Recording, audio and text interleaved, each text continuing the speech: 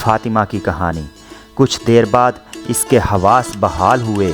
اب اس نے یہ سوچنا شروع کیا کہ اس کا اگلا قدم کیا ہو۔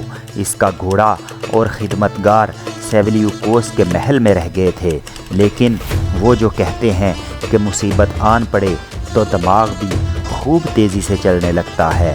حامد کا دماغ بھی بڑی تیزی سے کام کرنے لگا۔ اس نے جنگل کے اندر جانے والا راستہ اختیار کیا اور چلتے چلتے ایک گاؤں تک جا پہنچا، جہاں سے اس نے ایک گھوڑا خریدا اور پھر قصباتی آبادی کی طرف چل پڑا۔ وہاں پہنچ کر اس نے کسی اچھے طبیب کا پتہ پوچھا۔ لوگوں نے ایک تجربہ کار طبیب کے گھر کا راستہ بتا دیا۔ طبیب سے حامد نے ایک ایسی دوا طلب کی جو انسان کو موت جیسی گہری نیند سلا دے۔ اس کے ساتھ ساتھ ایک اور دوا ایسی بھی لی جو اس نیند کا توڑ کرتی ہو۔ پھر اس نے ایک مصنوعی داڑھی، ایک سیاہ لبادہ، کچھ صندوقچے، کچھ بڑی بوتلیں خریدیں۔ یہ سارا سامان ایک گدھے کی پیٹھ پر لادا اور واپس سیولیوکوس کے محل کو چل پڑا۔ اسے یقین تھا کہ نئے روپ میں اسے کوئی بھی پہچان نہ سکے گا۔ اپنی منزل پر پہنچ کر اس نے خود کو ایک طبیب کہا کہ لوگوں سے متعارف کروایا۔ اپنا نام شکا منکا بودھی بابا بتایا۔ سوچ سمجھ کر آگے کا منصوبہ بنایا۔ ہوتے ہوتے اس کی شہرت سیولیوکوس کے کانوں تک پہنچی۔ اس کے عجیب و غریب نام نے سیولیوکوس کو فوراً متوجہ کر لیا اور اس نے اپنے ملازم خاص کو حکم دیا کہ جا کر بابا کو اپنے ساتھ لائے، پھر تمام کنیزوں کا اس سے معائنہ کروائے۔ حامد کا دل خوشی سے بلیوں اچھلنے لگا کہ اس طرح اسے ایک بار پھر اپنی بہن کو دیکھنے کا موقع ملے گا۔ سیولیوکوس نے کہا، بابا دیکھو، سامنے کی دیوار میں ایک سوراخ ہے۔ ایک ایک کر کے تمام کنیزیں اس سوراخ سے اپنا ہاتھ باہر نکالیں گی اور تم ان کی نبض دیکھو گے۔ حامد نے نبض دیکھنے کے بجائے دو بدو ان کنیزوں کو دیکھنے پر زور دیا، مگر سیولیوکوس نے ایک نہ مانی۔ بس اس پر رضامند ہو گیا کہ وہ سب کے بارے میں تفصیلات بھی بتاتا جائے گا۔ پھر اس نے ایک لمبی فہرست ہاتھ میں لی اور ایک ایک کر کے کنیزوں کے نام پکارنے لگا۔ ہر صدا پر ایک کنیز اپنا ہاتھ سوراخ سے باہر نکال دیتی۔ 7واں نام فاطمہ کا تھا۔ ایک ننھا سا گورا ہاتھ باہر نکلا۔ حامد نے خوشی سے کانپتے ہوئے اس کی نبض پر اپنی انگلیاں رکھ دیں اور کہا، یہ لڑکی بیمار ہے۔ سیولیوکوس نے حکم دیا کہ اس کے لیے فوراً دوا تیار کرائی جائے۔ حامد کمرے سے باہر نکل آیا اور جلدی جلدی کاغذ کے ایک پرزے پر عبارت تحریر کی، فاطمہ، میں یہاں تمہیں چھٹکارا دلانے کے لیے آیا ہوں۔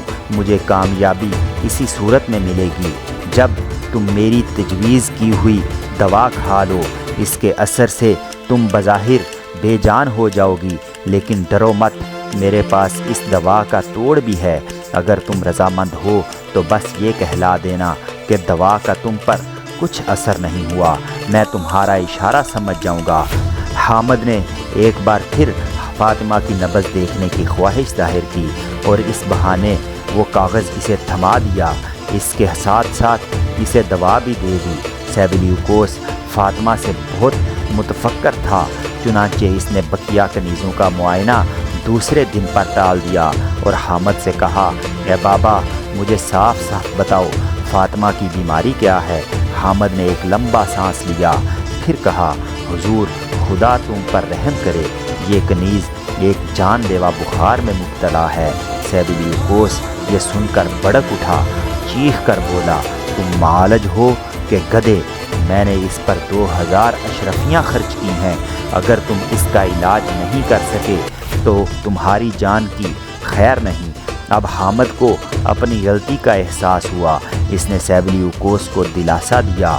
ابھی وہ باتیں کر رہے تھے کہ ایک حبشی غلام اندر آیا اور بتایا کہ فاطمہ پر اس دوا کا کچھ بھی اثر نہیں ہوا۔ سیولیوکوس نے ایک درد بھری آواز میں کہا، تم اس کے علاج پر اپنی تمام صلاحیتیں صرف کر دو، میں تمہیں منہ مانگا انعام دوں گا انشاءاللہ۔